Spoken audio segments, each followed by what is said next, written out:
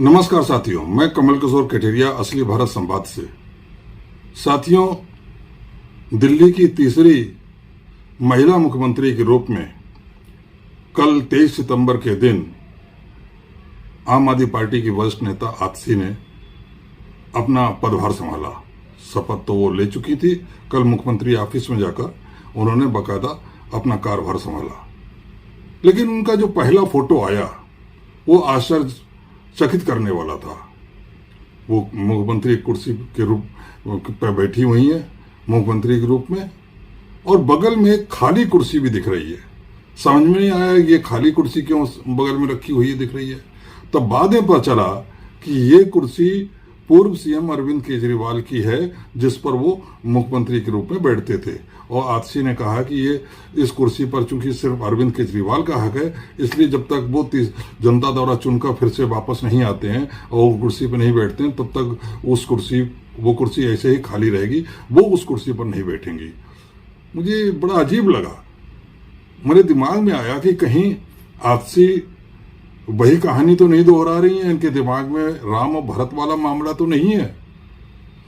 बाद में जब उनका मैंने बयान सुना, जो बयान उन्होंने मुख्यमंत्री के रूप में कार्यभार संभालने के बाद दिया था, तब मैं चौंका कि वाकई वो वही सोच रही थी, अरविंद केजरीवाल वाली पुरानी कुर्सी अलग रखकर। जो मेरे दिमाग में आया कि कहीं राम और भरत की कहानी तो वो नहीं दोहरा नहीं। लीजिए पहले उनका बयान सुनते हैं।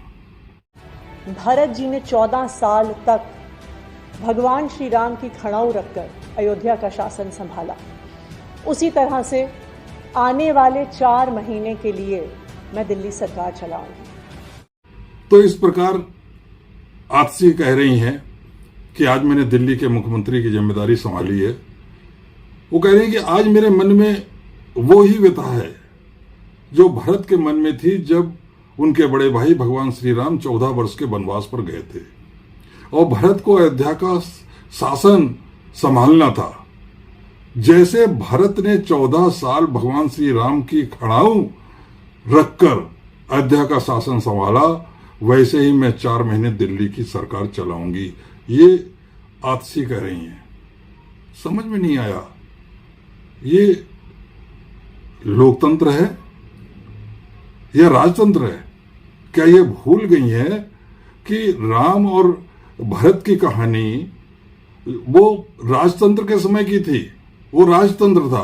राजतंत्र में राजा होता है, वो चाहे खुद बैठे चाहे वो किसी दूसरे को बैठाल दे। भरत ने भी वही किया। राजगद्दी तो उन्हें मिली थी, लेकिन उनका नहीं, इस पर मेरे बड़े भाई का हक है, मैं इस पर नहीं बैठूंगा, और जब तक वो वनवास से वापस नहीं लौटते मैं उनकी खड़ाऊ रखकर सिंहासन पे कामकाज करूंगा, उनके बिहाफ पर काम करूंगा। लेकिन आज राजतंत्र नहीं है, आज लोकतंत्र है। आतिशी अगर मुख्यमंत्री बनी है तो वो वहां के विधायकों के द्वारा चुनने के कारण बनी है। भले ही व्यवहार में उनको अरविंद केजरीवाल ने ही नियुक्त किया हो, ये सच्चाई है, क्योंकि वो अरविंद केजरीवाल की विश्वस्त थी। और शराब घोटाले में जब अरविंद केजरीवाल को बेल मिली तो उनके ऊपर इतने प्रतिबंध लगा दिए सुप्रीम कोर्ट ने कि वो मुख्यमंत्री के रूप में काम नहीं कर सकते थे। इसलिए बार बार उनसे इस्तीफे की मांग की जा रही थी और उनको अपनी जगह किसी और को मुख्यमंत्री बनाना था। तो उन्होंने आतिशी को अपना विश्वस्त माना, उन्होंने मुख्यमंत्री बना दिया।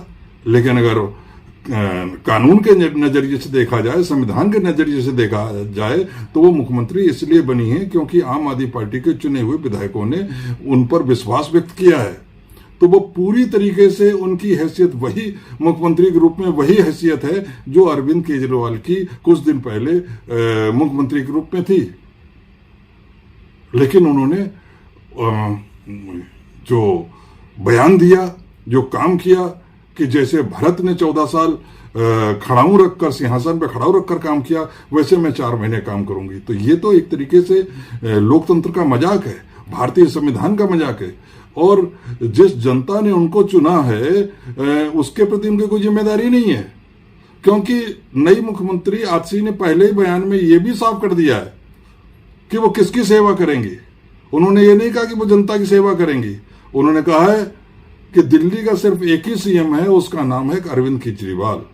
और उन्होंने कहा कि उनका एकमात्र उद्देश्य है कि केजरीवाल जी को फिर से सीएम बनाना है। मतलब दिल्ली की जनता की सेवा करना उनका कोई उद्देश्य नहीं है। उनकी दिल्ली की जनता के प्रति कोई उनकी जिम्मेदारी नहीं है। मुख्यमंत्री के रूप में तो जिम्मेदारी उनकी जनता के प्रति होनी चाहिए। ये बात दूसरी कि पार्टी सुप्रीमो अगर अरविंद केजरीवाल है, उन्हें मालूम है कि जब तक वो उनको खुश नहीं रखेंगे तब तक वो मुख्यमंत्री के रूप में आराम से काम नहीं कर पाएंगी, और बाद में भी उनको उनसे इसी तरीके के बड़े बड़े फायदे उठाने हैं। लेकिन ये सब चीजें तो अंदर की होती है, होठों से थोड़ी ना कहा जाता है। होंठ से तो यही कहा जाता है कि दिल्ली की जनता के लिए मैं पूरी तरह जिम्मेदार हूं और दिल्ली की जनता की सेवा करूंगी। भले ही अंदर खाने वो सेवा किसी और की करते रहें, पार्टी करते रहें, पार्टी सुप्रीमो करती रहें, लेकिन ये बयान देके उन्होंने न केवल बचकानापन दिया बल्कि पूरे भारतीय लोकतंत्र को हैरान करने वाला बयान दे दिया है। एक तरह लोकतंत्र का पूरा उन्होंने हंसी उड़ा दी, मजाक बना दिया है।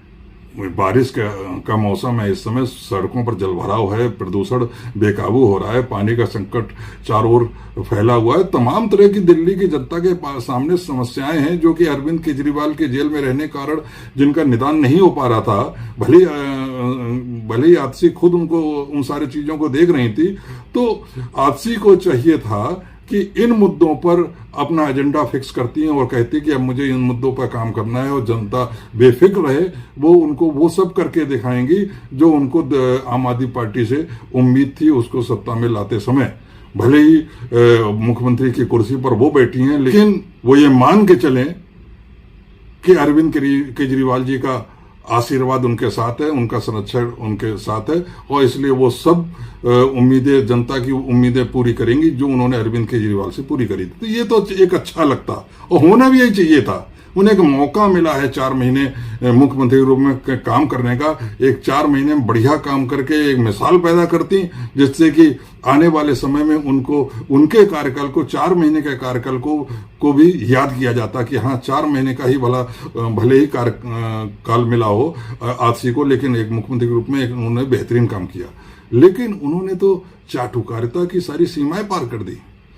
पहले भी चाटुकारिता की इस तरह की बातें हुई हैं, आज नहीं बहुत पहले से हुई हैं। मुझे आज भी याद है जब कांग्रेस के अध्यक्ष बरुआ ने कहा था कि Indira is India and India is Indira, और ऐसा नहीं है।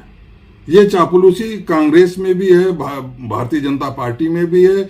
ऐसी कोई पार्टी है ही नहीं, चाहे वो राष्ट्रीय लेवल की हो चाहे क्षेत्रीय लेवल की हो, जहां अधिकांश नेता अपने बड़े नेता की सिर्फ चापलूसी करते रहते हैं, उनके आगे पीछे चारों ओर घूमते रहते हैं, किसी तरीके से उनको चेहरा दिखा रहते हैं, और बस उनका यही प्रयास रहता है कि वो व्यक्तिगत रूप से उनसे खुश रहें।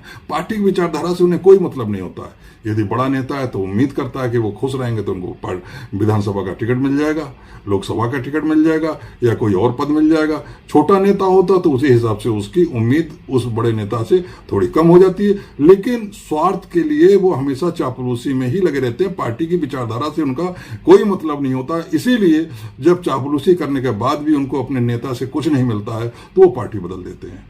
लेकिन आतिशी ने तो जो ये काम किया है, उन्होंने तो चापलूसी की जितनी भी हद थी वो सारी हदें तोड़ दी, हदों के बाहर जाके चली गई। और बड़ा ताज्जुब हुआ क्योंकि जब वो मुख्यमंत्री बनी, उनको शपथ दिलाई जा रही थी लेफ्टिनेंट गवर्नर के द्वारा, तो उसी समय पता चला कि वो तो ऑक्सफोर्ड से पढ़कर आए, ऑक्सफोर्ड यूनिवर्सिटी से पढ़कर आई। तो ये लगा कि बहुत ही उच्च शिक्षित महिला है, उनके माता पिता भी बहुत पढ़े लिखे हैं। तो ये उम्मीद जगी कि ये कुछ दिल्ली की जनता के लिए कुछ ना कुछ करके दिखाएंगी, एक मिसाल पेश करेंगी शासन प्रशासन में। लेकिन उन्होंने तो चापलूसी में एक नया कीर्तिमान गढ़ दिया है, और आगे आने वाले समय में शायद लोग जो चापलूसी करेगा तो वो उनको ही एक आदर्श मान कर चलेगा कि कैसे मैं आतिशी का कीर्तिमान तोड़ूं चापलूसी में। शर्म नहीं आई आतिशी को। उनके कुर्सी के पीछे डॉक्टर अंबेडकर का फोटो लगा हुआ है, और दूसरा फोटो शहीद आजम भगत सिंह का है। डॉक्टर भीमराव अंबेडकर जिन्होंने इस देश का संविधान लिखा, जिस संविधान की बदौलत आपको ये मुख्यमंत्री की कुर्सी मिली। सोचिए कि आपने तो भीमराव अंबेडकर के सपनों की ही हत्या कर दी। क्या उन्होंने ये सोचा होगा कि जो संविधान लिख रहे हैं उस संविधान के आधार पे किसी राज्य का जो मुख्यमंत्री बनेगा उसका समर्पण जनता के प्रति ना होकर अपनी पार्टी के मुखिया के प्रति होगा, और इस बात की घोषणा वो खुलेआम करेगा। भगत सिंह, जिनका नाम लेते ही सीने में देशभक्ति की ज्वाला धधकने लगती है, क्या उन्होंने अपने जीवन की कुर्बानी इस लोकतंत्र के लिए दी थी? ऐसे मुख्यमंत्रियों के लिए दी थी कि जो आजाद भारत में जो मुख्यमंत्री बनेंगे वो चापलूसी करते हुए पार्टी के मुखिया को भगवान का रूप दे देंगे। जो भी हो, आतिशी ने मुख्यमंत्री बनने के बाद कार्यभार ग्रहण करते समय ये जो कुर्सी वाला नाटक किया है, बहुत ही गलत किया है। उससे न केवल लोकतंत्र का मजाक उड़ा है, बल्कि आम आदमी पार्टी का भी जो इमेज थी, बची खुची इमेज थी, वैसे तो उनकी इमेज लगातार गिर रही है, क्योंकि उनको तो कहा जाता था कि वो राजनीति को बदलने के लिए आए हैं। लेकिन जिस प्रकार से चाटुकारिता और चरण वंदना के जो इस तरीके से किस्से अब आम आदमी पार्टी में भी होने लगे हैं, उससे तो ये उनका ये दावा कि ये पढ़े लिखों की पार्टी है और राजनीति को बदलने है, ये पता चल गया कि ये लोग, आम आदमी पार्टी के लोग कितना पढ़े लिखे हैं और राजनीति को कितना बदल पाए। राजनीति को तो नहीं बदल पाए, लेकिन खुद बदल गए, खुद उसी पुराने ढर्रे में चले गए जिसमें दूसरी पार्टियों के नेता थे। अब मैं तो समझता हूं कि जेडीयू के जो नेता हैं केसी त्यागी, उनका जो कमेंट आया है, टिप्पणी आई है, बहुत ही सही है। उन्होंने कहा कि भारतीय लोकतंत्र में यह पहला अवसर है जब विधायकों के द्वारा चुना गया मुख्यमंत्री उसके लिए निर्धारित कुर्सी पर ना बैठा हो, बल्कि अपने पार्टी के सुप्रीमो, पार्टी के प्रमुख की चापलूसी और चाटुकारिता करने के लिए मुख्यमंत्री की पुरानी कुर्सी को अपने बगल में रखकर नई कुर्सी पर बैठता है और अपनी और पार्टी से अपने पार्टी के प्रमुख की तुलना राम और भरत से करता है।